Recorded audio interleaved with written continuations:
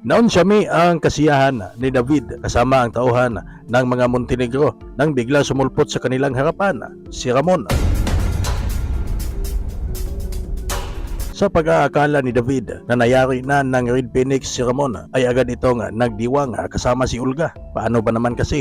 Matapos madala ni Marites si Ramon sa isang hospital ay sinabi ng nurse na dahil tinamaan siya ng baril ay mayroong pulisiya ang hospital na Standard Operation Procedure o SOP na puntahan ng pulis kung sino man ang pasyente na nabaril para naman maimbestigahan. Dahil dito ay kaagad tumakas si Ramon at siya ay dumaan sa bintana para makaiskapo hanggang siya ay magtagumpay at nakauwi siya sa mansyon nila na nagresulta sa pagkatamimi ni David at Olga dahil akala nila ay napaslang na ng grupo ni Angkong si Ramon. Sa ibang senaryo, napagbuntungan ng galit ni Senyor Facundo si Maduna dahil umuwi sila na hindi dala ang diamante sa kahon. Nang tanongin ni Facundo si Maduna ay sinabi ni Maduna kay Facundo na nung magkabarilan ay nabitawan niya ang mga diamante at si Tanggol na ang dumampot sa mga kahon. Kaya naman mabilis tuloy nagduda si Marcelo at Facundo na kinuha ni Tanggol ang mga diamante at napatanong si Facundo kay Tanggol kung nasa kanya ba ang diamante. Si Tanggol naman ay professional liar at hindi niya ito inamin. Dahil dito kaagad tinutukan ni Marcelo ng baril si Tanggol at tinanong kung siya ba ang kumuha ng mga diamante dahil di daw siya mag-aatubiling barilin si Tanggol sa harapan ni Senyor Facundo. Magkadalit-silitsi na kaya ang buhay ng grupo ni Tanggol dahil sa kanyang ginawa. Samantala sa pamilya ni Magiba ay hindi na nakapagtimpi pa si Mando at inamin niya kay Marites na si Tanggol ang nakabaril kay Rigor kamakailan. Kaya naman si Marites ay galit kay Tanggol